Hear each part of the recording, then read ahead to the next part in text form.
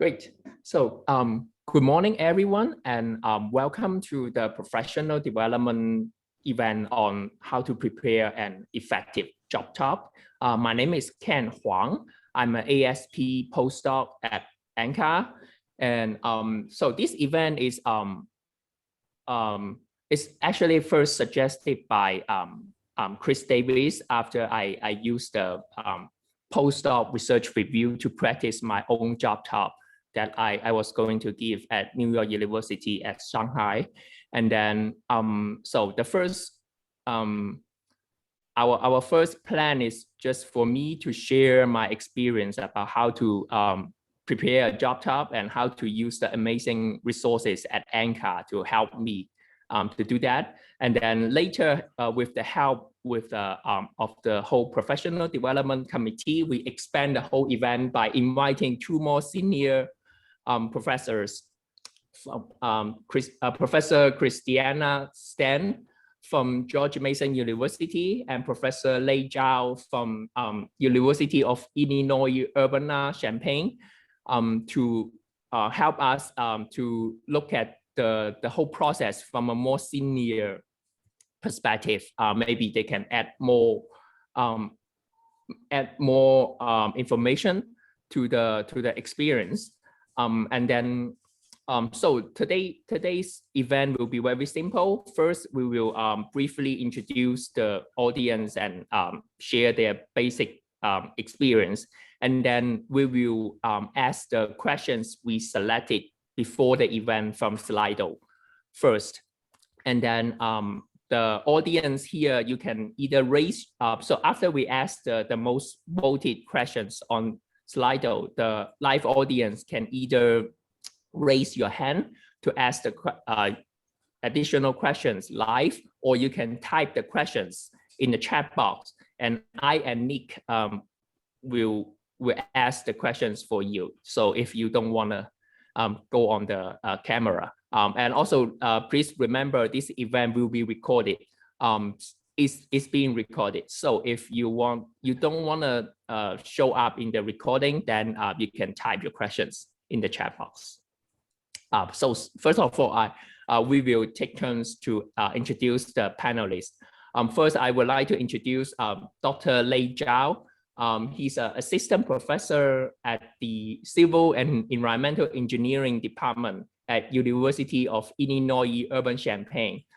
He's been working there since 2018, and he got his PhD in environmental science at Yale University. So at the same school as I got my PhD, that's how I know him. And then, but he didn't, although he didn't do his postdoc at NCAR, he did it at Princeton, but he has a lot of connections with NCAR. He's been collaborating with numerous labs using our famous CESM model. And then her research is more about the boundary layer of the atmosphere, where most of the human activities and environmental systems are concentrated. And also she's more specialized in built surface and urban environment to look at how cities affect the medial hydrological process in the Earth's surface, and how that can impact climate impact and climate adaptation. Yep, welcome. Thank you. Thank you, Ken. And as our second panelist, I'd like to introduce my thesis advisor, Dr. Christiana Stan, an associate professor from George Mason University, Department of Atmospheric, Oceanic, and Earth Sciences. She holds a PhD in atmospheric science from Colorado State University, an MS in atmospheric physics, and a BS in physics from the University of Bucharest. She was involved in the development of coupled climate models using superparameterization for representing cloud scale processes. And since then, her research has used superparameterized models to analyze the impact of cloud scale processes on MJO simulation, tropical teleconnections, and subseasonal to seasonal predictability. So thanks for being here. Thank you all. So would you like to, Lei and Christiana, would you like to maybe introduce yourself a little bit more and share a little bit about your experience when you first preparing for your job talk to deliver. Yeah, sure. I can start, but I've been in academia for 10 years now. So how I prepare for my job talk at that time may not be that relevant for today. But during these 10 years, I had the opportunity to sit on many hiring committees for faculty members, for postdocs, for students, and so on. So I can share that experience with you today. So I'd be more than happy to do that. And I will just start by saying that a talk for a job is different than the talk that you give during your defense or when you go to a conference or a meeting, because for this talk, you don't need to defend your results. What you need to do is to convince the employer that you are the best fit for the position that has been advertised. You need to convince the employer that your contribution will be valuable to the institution where you would like to pursue that job. And also, you want to convince the audience, especially your future colleagues, that you are willing to collaborate with them, that your research will bridge into the other research programs at that particular institution, and also you will be able to reach out into the community. So these are the big points that you have to keep in mind when you prepare for your job talk. And I will stop here, and I will be happy to answer your questions as we move along. Thank you. Yep. Hello, everyone. I'm Lei Zhao, and it's a great pleasure to be here today to discuss with everyone about the experience of job talk or job interview. And I gave my job talks mostly in 2018, and so when Ken contact me about this event, I was trying to think about what to discuss with everyone. So, and I was thinking that maybe I listed up a few kind of more applicable points. I think it might be helpful. So, so those things are my little points, but I think it's kind of I'm trying to think of this as most applicable as possible. So the first one is I really echo Dr. Christina Stan's point that this job talk is different from the talk that you gave or the presentation you gave at academia conferences or seminars. And in addition to what Christiana mentioned, I'm thinking another thing is in a job talk, you better to have you can either have a section or it's integrated into your whole talk that you have a long-term vision of your work, your research or your field. And when I say long-term vision, I mean it usually means it's larger than 5 years, so 5 to 10 years or even longer. So have a long-term vision. That's because some for example postdoc positions also require job talk, And I think that's a kind of difference between the postdoc position job talk and the faculty position job talk. So you should demonstrate your perspectives on your own field. That's the first thing. The second thing I can think of is from my own experience. So rehearsal or practice talk is really, really important. And that is probably one thing that one interesting that I can share with, or a difference between my experience with a general case that I can share. So because of my research on my field, so I was interviewed in kind of different departments. So not only just atmospheric science, because engineering and in atmospheric science or geography, and also I also was interviewed in the applied math department. So because of the different departments, so so I want to practice my talk to different group, different audience, and it's really it turns out really beneficial. So my first practice talk was terrible. I didn't even finish because my that was a faculty member that I actively collaborate with in Princeton. So he really wanted to help me. So he had his group to practice with me, and then so he tried to advise on my talk and while I was talking. So it's because that was a terrible practice talk, so I didn't even finish because there are so many questions or suggestions. But anyway, you can see your talk get better and better after practice, especially to a lot of different groups.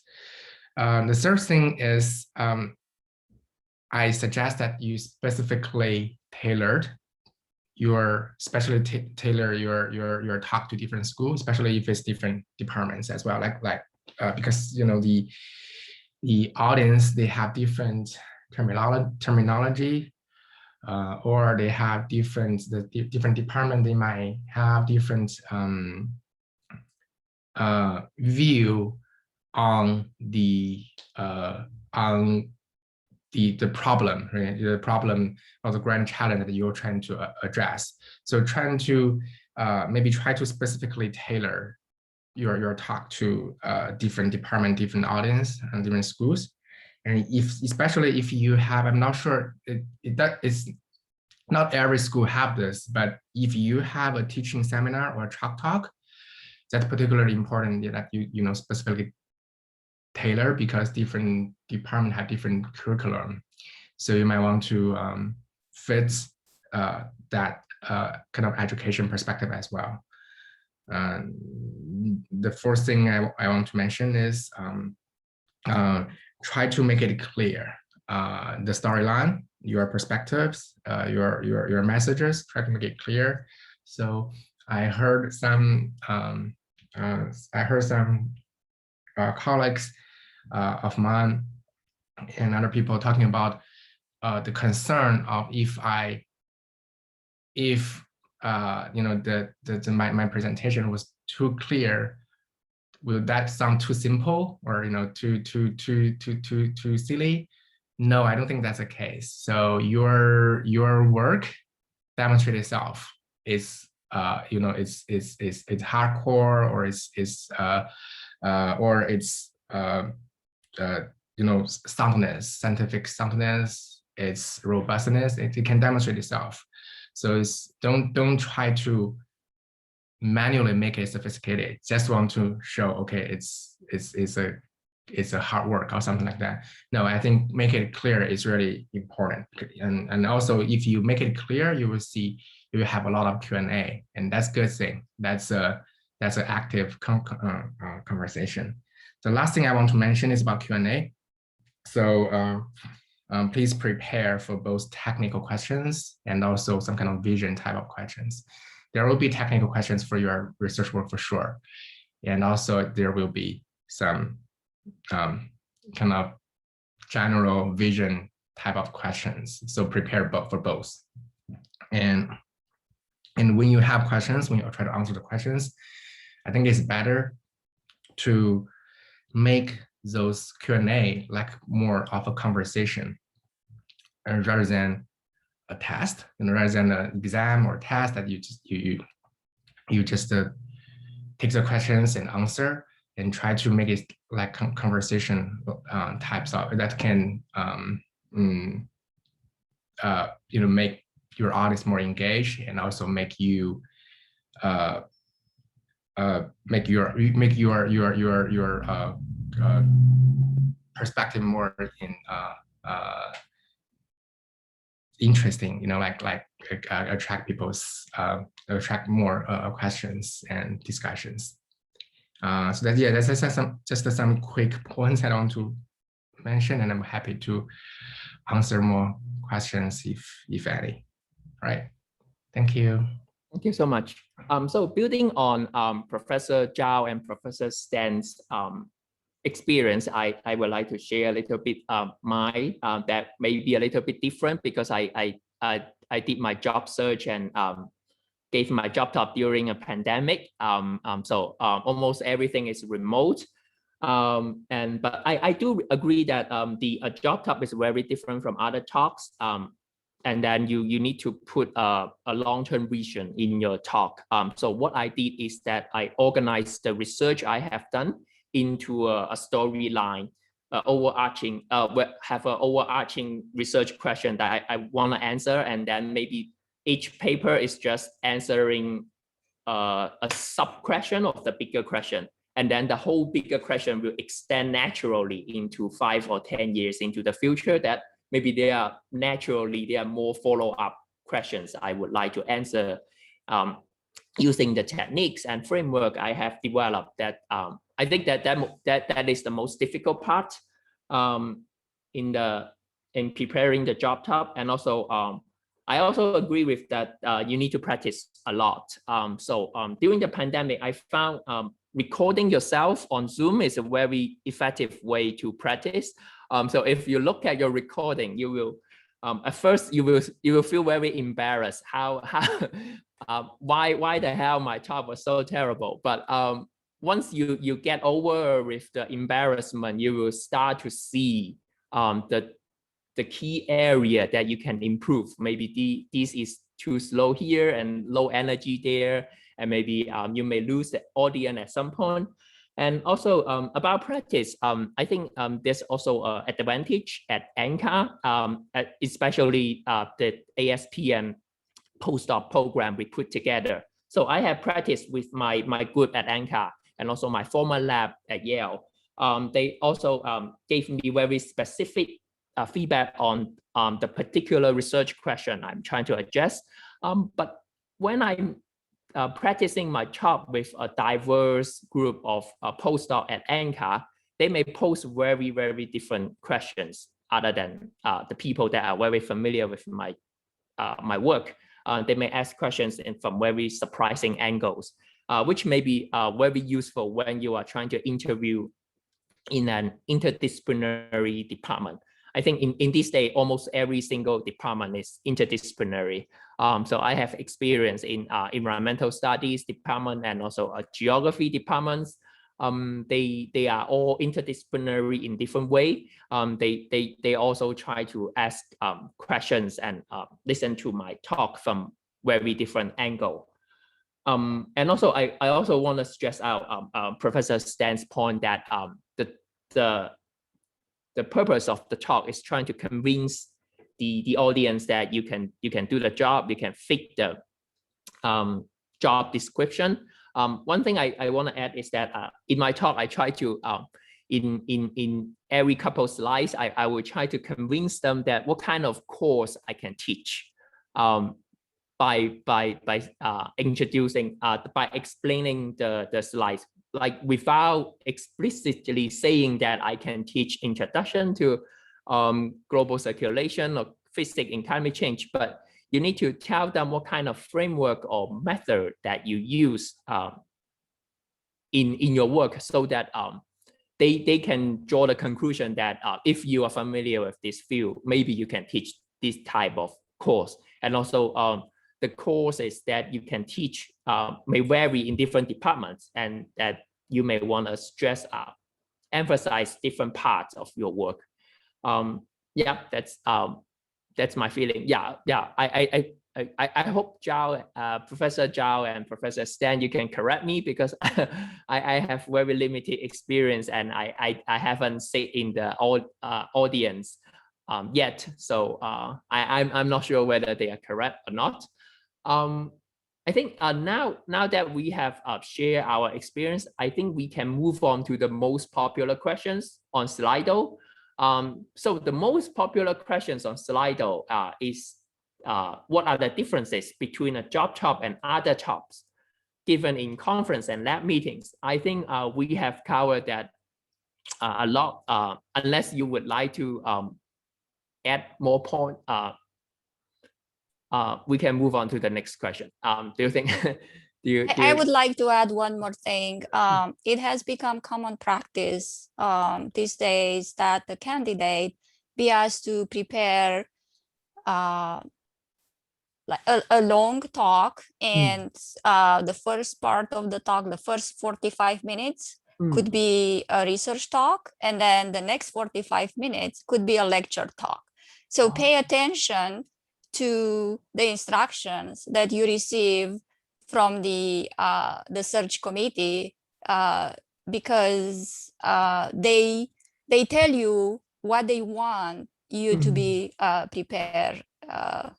And even if you will not be asked to give a full lecture, they may ask you at the end to present what kind of courses you would like to teach, so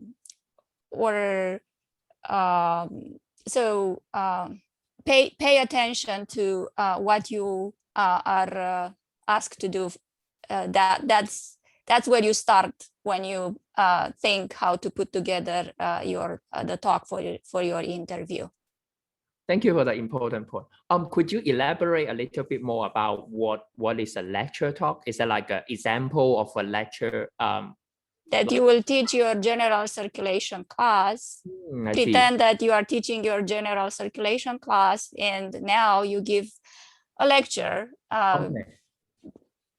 based on a topic of your choice, but now you switch in the teaching mode and not in you are not in research mode. I see. So you are talking mostly to the students at that point. Okay.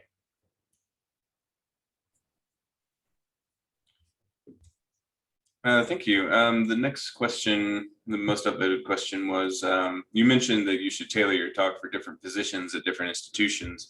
Can you elaborate a little bit on like how to go about doing that? Yeah, especially, you know, particularly at institutions you may not be familiar with. Okay, yeah, sure. Yeah, that's a good question, and also since I'm not sure whether I did well, but just share my experience. So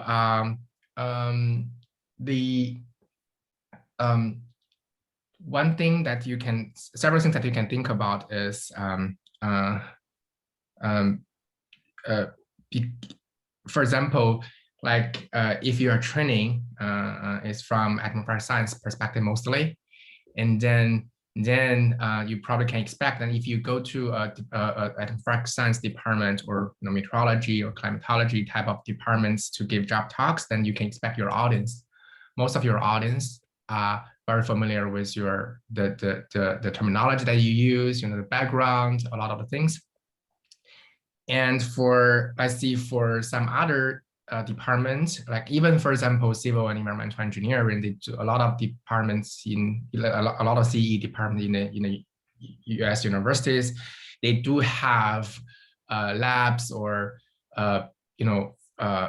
groups to work on boundary layer meteorology or urban climate, or hydrology, those stuff.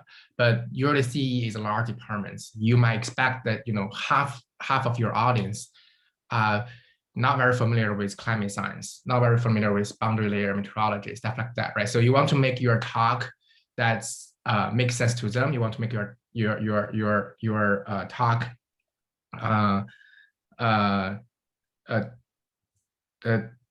tangible for a wide variety of perspective, background of people, right? So then something that you might want to focus on is the introduction parts, that you want to setting up a good stage, and also spend a little bit more time on convince them that this part is your work, your research, your field is important, and try to draw connections with this department's work or their field. Demonstrate that you can and you have the potential to collaborate, and also this is something that this field, what you are doing is something that this field needs. Maybe I can give a just very brief example. So hopefully it can be more clear. For example, in the engineering department, but what I did is I tried to prepare the story as this kind of what I'm doing is an example of connecting climate science with growth strategies, with engineering strategies, and this is something that you can try to draw the connection between your work with this department. For the teaching seminar, is exactly like or lecture talk that Christina mentioned. That's even more important because it's really different curriculum, right? And then you need to probably do a little bit homework before you go to the department, check their curriculum, check the so when you prepare those, you want to make sure that your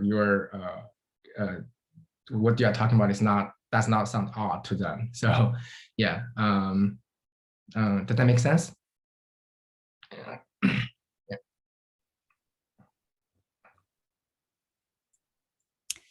Yeah, I echo everything that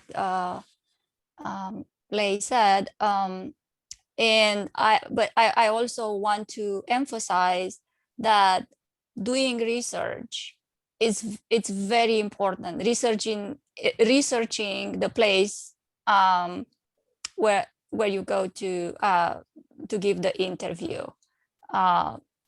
Try to understand as much as you can about everyone in the department. So for example, my department is like Nick said, atmospheric, oceanic, and earth sciences. And we view ourselves as the climate side of the department and as the geology side of the department. But when we hire faculty,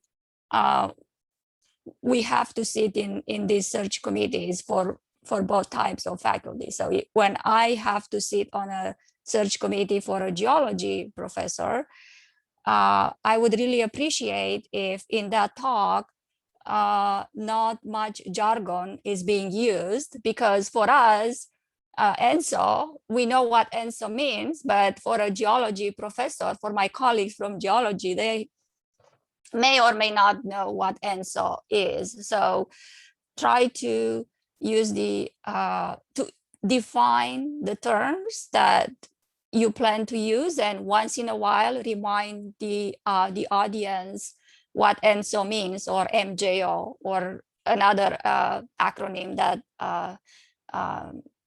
you are using.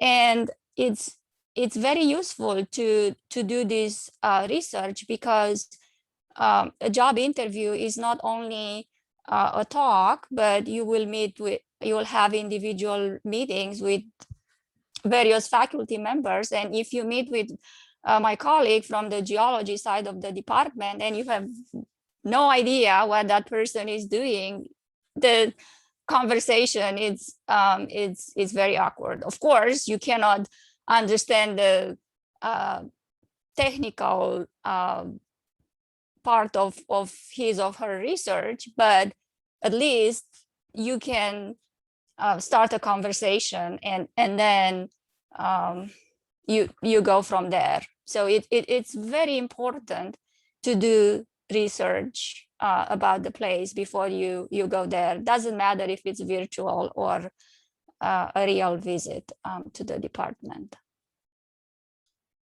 Yeah, thank you. Another thing I really want to mention again is about as related to this, how to tailor to different institutions. So that practice talk really important, because a lot of the things I realized afterward, is after my practice talk. Similar with Ken, so if you got your interview, contact a lot of your colleagues, your advisor, your friends at NCAR. You know, they are all very helpful. So they will try to help you. For example, they can spare one of their group meetings or they might can also hold a department seminar for you to practice your talk. So I think I practiced to at least 4 or 5 different groups in Princeton, and I drove back to my PhD school to give talk there to my advisor as well. I think at that time Ken already left, so I didn't met him. But anyway, so and those are different actually, you know, groups like the one that I practice in Princeton. There are faculty members from engineering, there are faculty members from geoscience, there are faculty members from EEB. So from different groups, and when I do my practice talk, I can start to feel, okay, this is something that if I give the talk to this department, I might need to, you know, specifically tailor or make those acronyms, make those concepts, make those connections accessible to them, something like that. So yeah, practice rehearsal talks really important. Yeah. Thank you. So after you have discussed about tailoring to different departments, have you also tried to tailoring to different types of universities? I noticed that both of you work in research-intensive universities, but have you ever experienced like interviewing at the teaching-intensive universities? How would you make it different if you are going to like a more teaching-focused position? For that part, sorry, I didn't get an interview opportunity in teaching colleges or university yet. So maybe Christina can. So yeah, in our department, we also hire, so in addition to tenure track faculty who are expected to do research and teach, sometimes we hire faculty members who have the responsibility is only teaching, so they are not tenure track on tenure track lines, and it's the requirements are relatively similar. I mean, it's so some of them they do. I mean, even research is it's not the main activity of. I mean, the focus of the position. So some of them do research, and yes, they are asked to present some of their research results, and also the emphasis is on teaching a lecture, right? So you know, the maybe the teaching portion could be longer, like you give a 45 minutes lecture and then maybe just 30 minutes research. Even, I mean, the positions are focused on teaching, mostly undergraduate research, because these are the positions focused on teaching. So most of the undergraduate programs have research embedded in their curriculum. So there is an expectation to do a little bit of research. I don't have any experience with exclusively teaching positions, universities that are focused only on teaching, but probably there are not so many in our field. Yeah, thank you. That's still very valuable explanation. Thank you. So the next question will be a hypothetical question. So after you have been in the audience attending job talks as an interviewer, so what would you have done differently if you are going to give the same job talk again? So what have you learned that you may change if you want to deliver? Like, is there any change the way you think about job talk after you have sit on the audience? This is really a good question.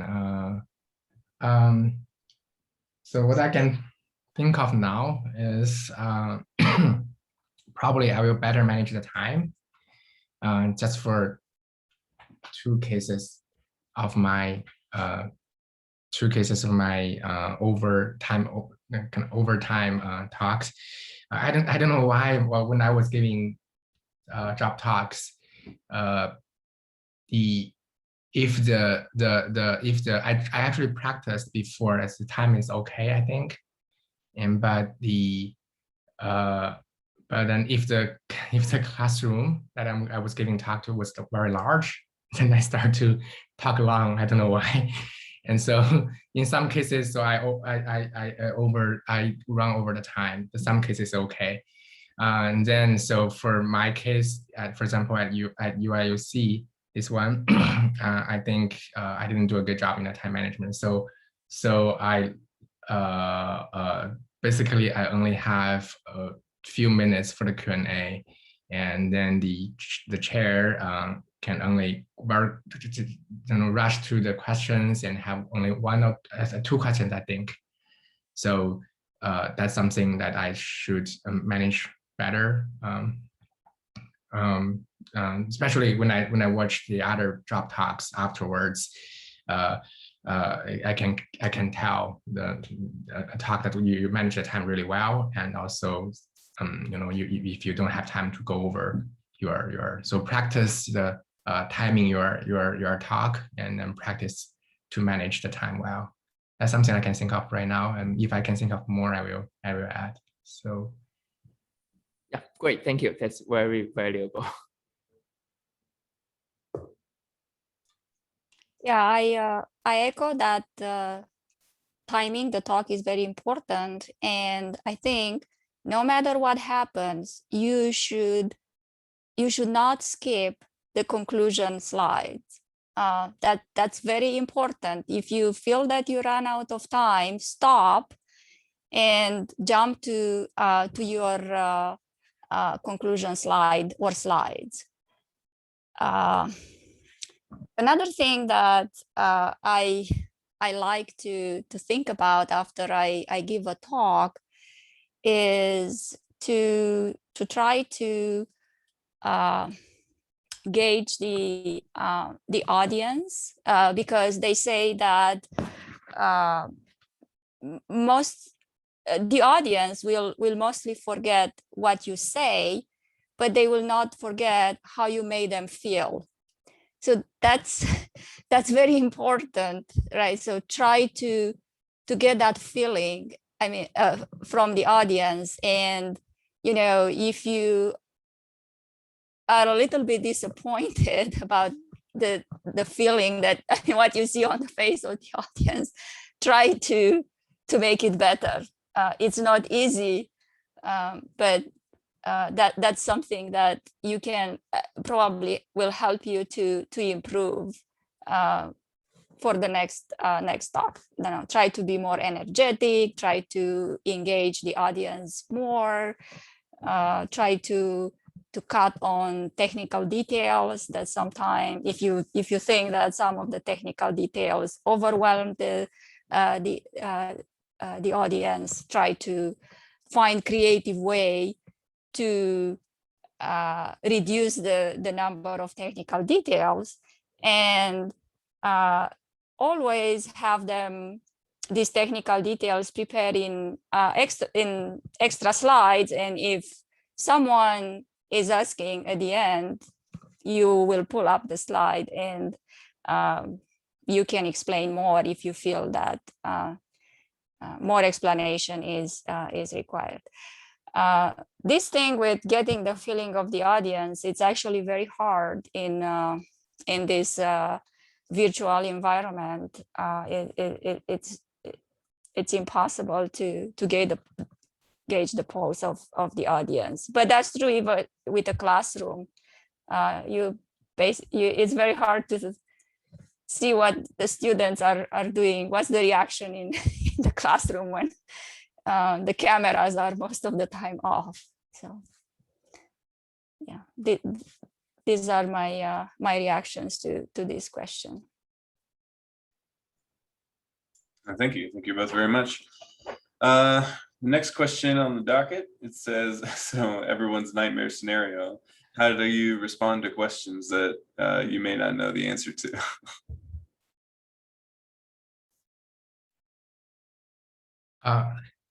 Sorry, Nick, everyone is what? I'm sorry, I didn't. Sorry, I just said it's everyone's nightmare scenario. Oh, okay. How to respond to questions Okay. you don't know the answer to.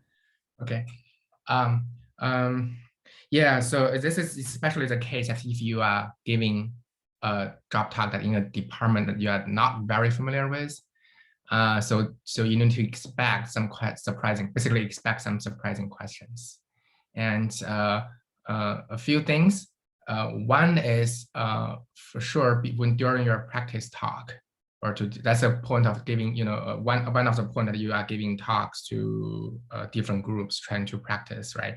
So then you can see, like Ken mentioned, when you're during the practice, you see a lot of questions from a surprising angle from different, so that can help you prepare.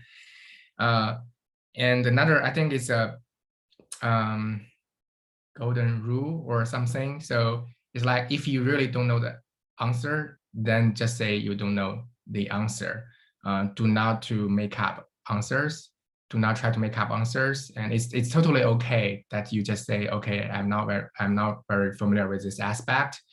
But if you want to draw something that maybe your research can connect, or at that time you thought your work might relate to that question, you can add up some kind of insights, or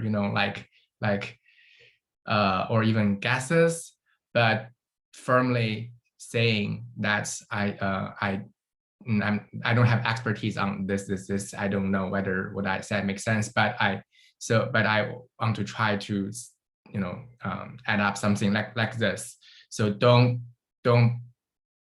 pretend that you know the answer. Don't make up answers. It's totally fine that you don't know the answer. It's exactly, I don't think people will think anything bad of if you don't know some answer to some questions. Yeah. But again, anyway, try to expect some questions before you go to the department. Yeah.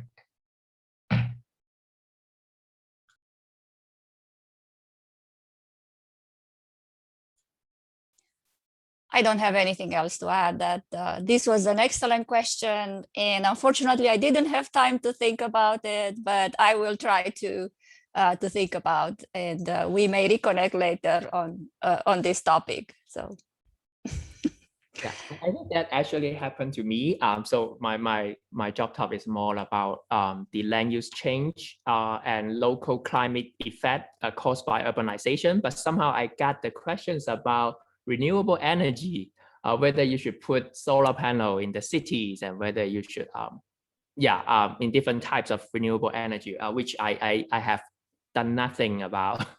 But first of all, I will admit that this question is beyond the scope of my research and my expertise, but I will try, first of all, admit that I don't know the whole answer to the question, and then I will explain how my research and my expertise can contribute to part of the answer, like just part of the answer. Like I know if I understand urban heat island effect, I know I can calculate how much energy a city needs, at least for cooling. And also I understand the urban land use pattern and how much land use you may need for transportation if you organize the city in different way. And then you can calculate energy density, and then maybe you can figure out whether that energy density can be supplied by solar panel or different type of renewable energy. I will put out there that we can collaborate and get to the bottom of that questions, but I don't have the answers on top of my head. I think that's my response. I think they seem to be happy about that response. Yeah. Okay, so we can move on to the next question. I think both of you have touched on that, which is the question is about how to balance, maintain the balance between the big picture of your talk and the technical details. So you want to let the audience know that you have a handle on the big picture. You know what is the biggest trend in the field and biggest unknown in the field. But at the same time, you need to convince them you have the technical skills to conduct your future research, and you have some technical skills to technical details to teach the students. Yeah, I think maybe if you can elaborate more on that, how did you balance these two, the big picture and technical details? Okay, maybe I can start, and then Christina, you can correct me if I was wrong. So I don't know what's the optimal balance between the two, but I can share what I did is so your big picture can be, for example, mostly in two parts, right? Your introduction parts when you're setting up the stage, or when you are doing a kind of externalizing conclusion, right? When you're doing this kind of, and you can set up the future, or you talk about future work, future directions, future collaborations. So in my case is, I'm not sure whether I can give a quantitative number between the balance, but the thing is, I compared to your conference talk, compared to your or other seminar that you are giving for 45 minutes, the job talk, I spent a little bit more time on the big picture than the conference talk I did, especially for if you're giving talk in AGU, because it's very short time, right? 20 minutes or 15 minutes, you probably can, you just 1 or 2 slides to skip the big picture and then directly dive into your technical details. But for job talk, in terms of percentage, it's slightly more than the other talks. That's what I did, and because this, as I mentioned, that I think this kind of big picture, long-term vision, or perspectives on your own field and future collaborations is part of the job talk interview. So, and also you might see, especially right after your, like Christina mentioned, interview is not just job talk. You will have one-on-one meetings with a number of faculty members, especially if it's a large department. You have maybe 2 days of the one-on-one meetings, in addition to talks. So after the talk, there are some, if they don't get the chance to answer questions in the Q&A, they will ask afterwards during your one-on-one meeting. And if that's not, so if those are some faculty members whose research are not exactly in the, for example, climate science or oceanography field, but during your talk, they saw the potential collaboration opportunities. They might want to discuss more about this with you. Those are usually all from the big picture, future work, stuff. So it's okay to have more on that side. That's what my thought was, and please correct me if I'm wrong.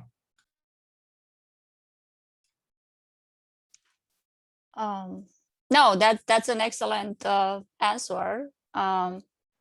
So I will just add that I think your ability to do research, the technicalities are in your CV. You have published. That means you have done the work. So that's an indication that you have those skills. So you don't have to emphasize them too much in your talk. So, for example, you present a slide and you want to emphasize that the most important result in that slide is the statistical significance of the analysis that you did.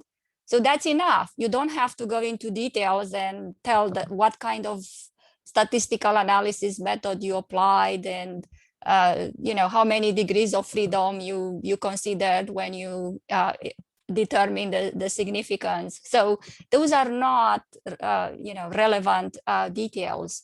What you want to do is to demonstrate that you are a player in your field, right? That your research is connecting to other researchers, that is interesting. It has a big impact, that you have a big picture. I have the same answer. Try to emphasize the big picture and leave out the details in the extra slides. Again, if someone feels that you didn't put enough, you didn't provide enough information on your technical skills, they will ask right away this question: how did you compute that, or how did you do that? And then you have your slide ready to show. Whereas having someone asking you a big question picture is more unlikely than having these technical details questions, because, like I said, you have to prove that you are a player. So the audience will not try to do that for you. Right. So.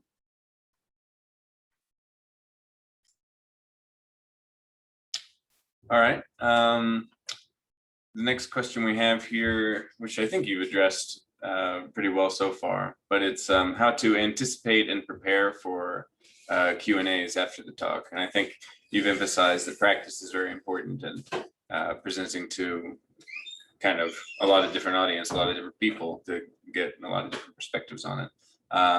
Do you have any elaboration for that, or should I move on to the next question? I would like to add that also going to conferences is important.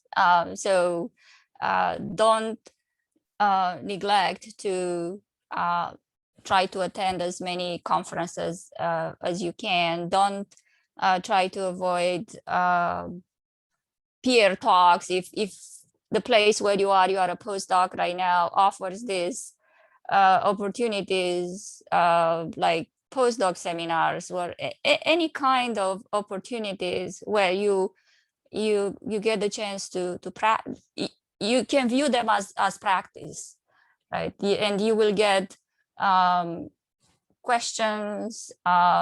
You will become comfortable presenting. So this is something else that you should keep in mind, and not wait until you have to prepare for the job interview. So do it incrementally, and you will feel more comfortable when the time of the interview comes. Yeah, I totally agree.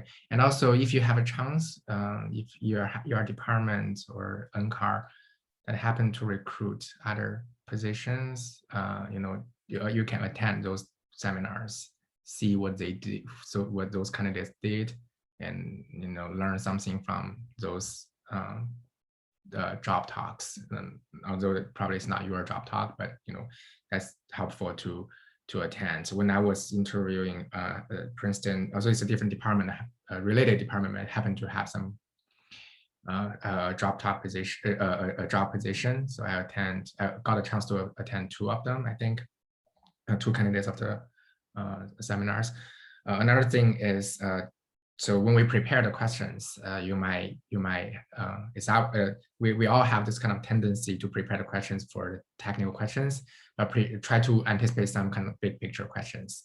Ask your friends, ask your colleagues, ask your advisor, some kind of vision type questions, some kind of big picture questions, because we are probably better at answering those technical questions, because that's your work, you know so much about the details.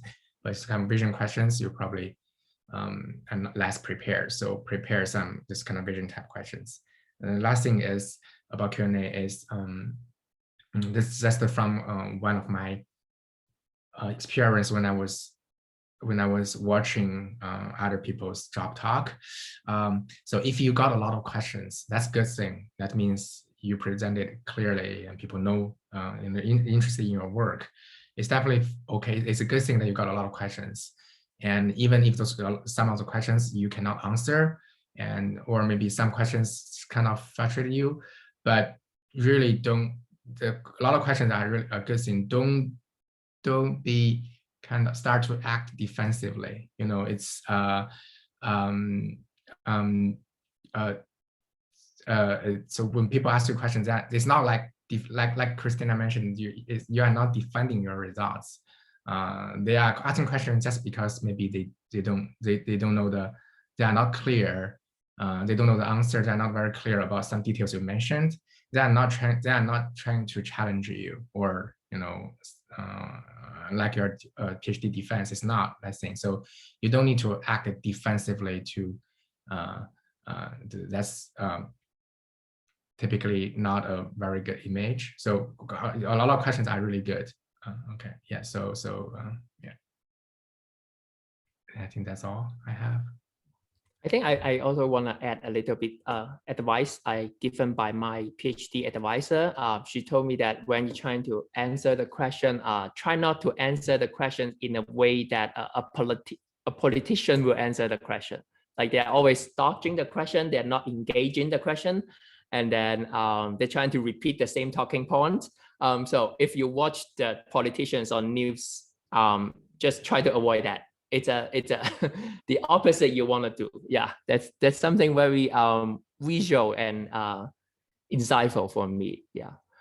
So I think we can move on to the next question is about how to organize multiple papers and projects, especially if you have more papers and projects than you can fit into the presentation. And also, I think it's also tied to the the point you raised earlier about the long-term vision. Yeah, so how do you organize those multiple papers and projects into a long-term vision in the presentation? Yeah, and I think that's a very good question. So I see both ways. I see 2 ways. And I'm not sure which one is better. So, but just my personal preference, I prefer a little bit that, find a good storyline to connect your multiple projects, multiple papers. The thing is this, this is easier for you to, connect this with your big picture. And also see you have a kind of long-term, continuous plan, and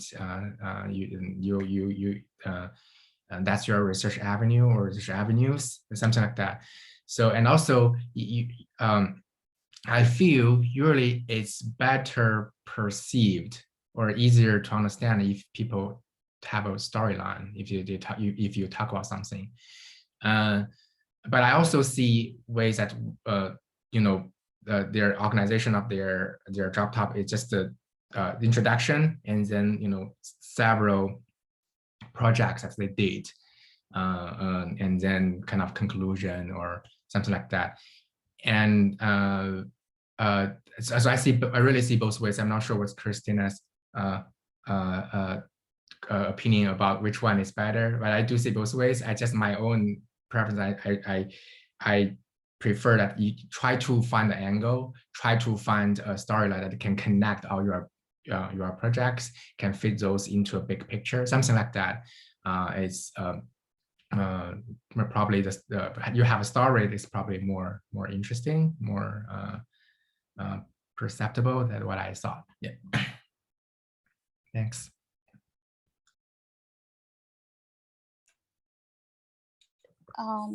Yeah, I agree with this. I think you just like you write a paper, right? You start big, right, and then you try to narrow a little bit your contribution to this field, right? Because each of us are just doing a little bit to the field, right? And spend some time explaining how you contributed to the field. So even if you have multiple research projects that you have contributed, there must be something that connects these research projects, right? So you don't have to go into details of each research project. Just add what was the main contribution, what was the brilliant idea that that paper contributed, or and then you start to go big again, trying to understand how these contributions will advance the science, the field that you are working on, and how they connect with, if possible, with other research project in that particular department. So try to engage the other faculty in the department. And another important thing in these talks is how these ideas that you have can be advanced by PhD students. That's an important part. So how, each of these can continue either as individual projects that students will work on, or in collaboration with other faculty. So start big and then go narrow, just like a water clock. Think of that as organizing your talk. Start big and then get narrow and then big again. So that's my my preference for a talk.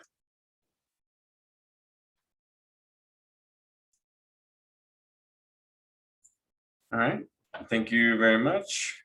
This is kind of, I don't know, a broader question, I guess. So what are the key things to keep in mind when preparing a job talk? Conveying knowledge, presentation skills, impact of work, something else entirely? I mean, obviously you've touched on this before, but I guess it's just like, what all information do you want in there, and like, what are the most important things to emphasize?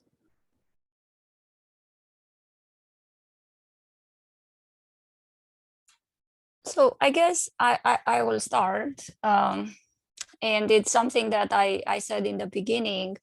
You need to demonstrate that you are the right fit for the advertised position. So these positions, most of the time, contains a lot of details. I mean, what they want. They want the person who's interested in boundary layer, climate change. So it's very important to, if let's say you are area of expertise is slightly different than the advertised position, but you are selected. So that means that there is some interest in you. So that particular department decided that you can bring something valuable to that department. So you need to try to convince them that even though your area of expertise is slightly different, you will actually feel that need in the department. In other cases, let's say that your area of expertise is the perfect fit for what they are looking for. So if it's something that they are looking to expand, I mean, they already have expertise in that area, but they need more. You need to make sure that you are a player in that department. You have flexibility. You connect with the other faculty, and you will expand. You don't want to overlap too much with. I mean, doing exactly the same research with what is being done by other faculty members. Or if, let's say, a department doesn't have this expertise, but they are looking into expanding their curriculum, and you have to demonstrate that you are the person who can lead that effort to expand their expertise. So your research is strong, you have ability, I mean, you to connect with the students, to connect with the other faculty members. So again, do your research before you start this journey for the interview.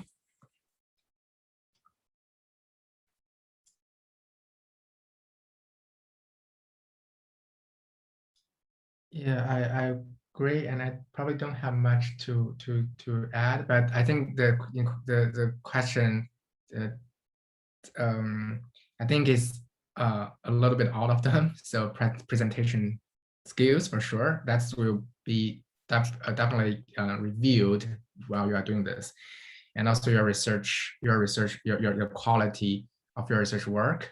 But as Christina mentioned, that's something, those are something that already reflect in your CV, in your application materials, right? So if you got invited, you don't need to worry too much about it. That means they think you fit the position, or your quality is your research quality is good, something like that, and your research vision, your potential to collaborate, your contribution to the department, to this department, what you can bring to the department, and what this department can bring to your career development.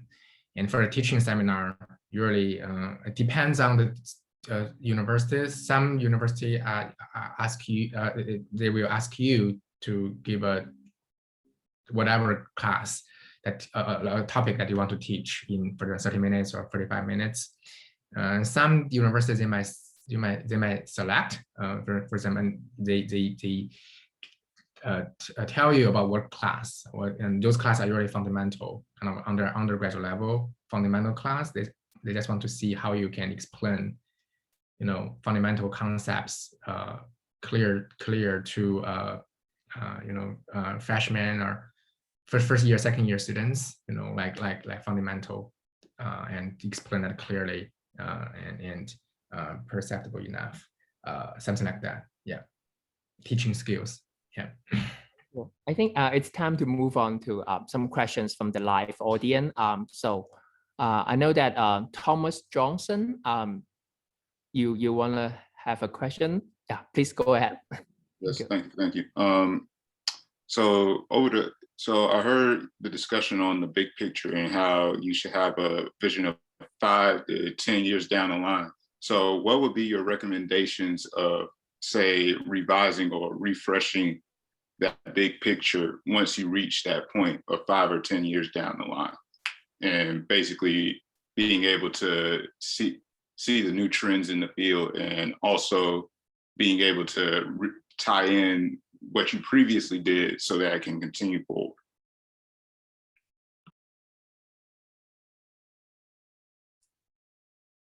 I can try to address this, since I think I went through all stages for promotion and tenure at university, so I have some experience.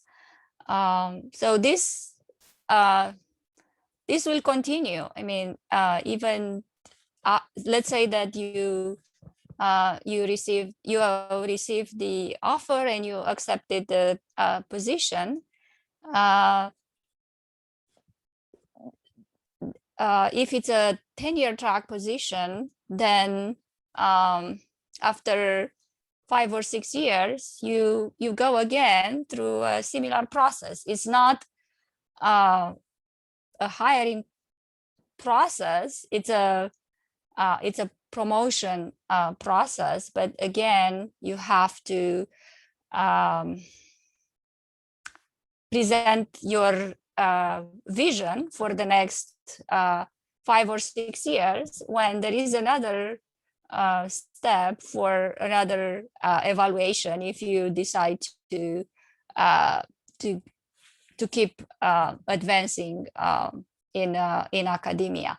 So it doesn't stop, and after 5 years you will have the proof that what you envisioned 5 years ago,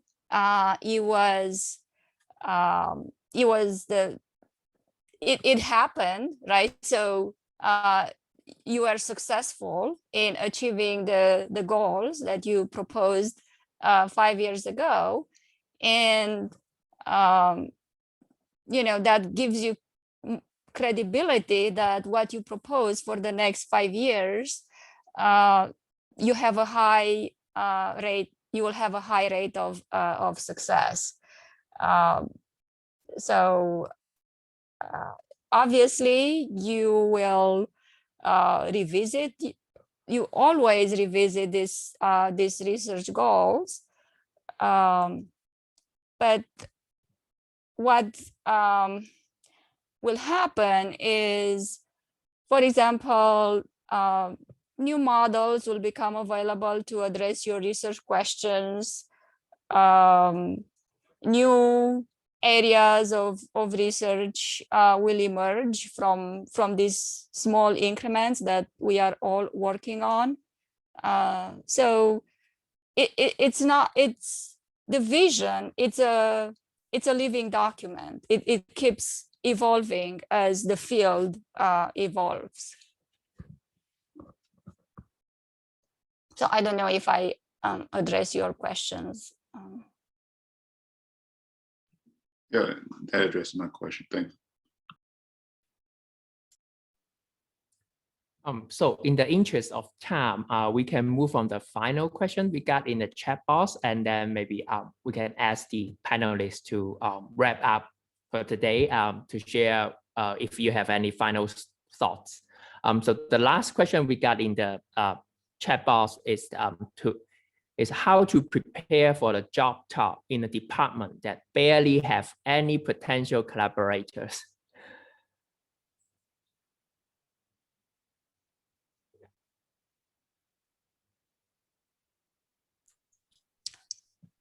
I think I addressed a little bit this question when I said that if there is a new area. So if there is no obvious potential collaboration, that means that department is looking to expand, to add that area of expertise to the department, right? And you need to convince them that you are the right person to make that department known for that area of expertise, right?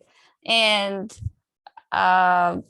even though it may look like there are no potential collaborations, but there might be something, some technical, let's say, methods that are being used, even though they are researching, like in our department, we are, like I said, some of us are geologists, some of us are climate scientists. Well, for example, we found paleoclimatology as being a link between the two of us. So there must be something that you can find. It may not be a very strong link, but you use that and you show that this is something that can be worked on, and it shows potential for collaboration. So you need to demonstrate that you will be the groundbreaker. Yeah, thank you. Yeah, I agree. I think if you got invited, there must be something, and maybe strong, maybe kind of hidden right now, but there must be something, because the department won't just randomly invite people. On-site interview takes a lot of efforts and time from the search committee and also other faculty members, and so they won't just invite you for nothing. So and also a department hair, although it's a department hair, right? But it's also also a university hair. So it's not only just a collaboration within the department. You can demonstrate your collaboration with other departments, and it's actually encouraged, because that's the interdisciplinary. Now there are so many interdisciplinary fields, right?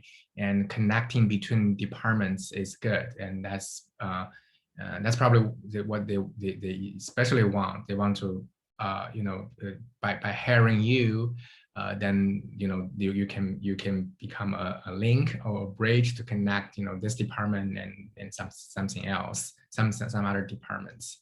And so you will see actually a number of department, a number of cases, or when you got the invitation, they will specifically ask you questions about your phone interview, for example. They'll ask you a question about your potential collaboration within the departments, across departments, and outside the university. So yeah, so even if you have barely connection within the department, but you can collaborate with other departments, other institutes, other interdisciplinary programs to like Christina mentioned, do the research. This university might have some kind of new initiative, new institutes that interdisciplinary, that are starting to take off, something like that. And also, again, even within the department, there must be something, I think. Yeah. Okay, great.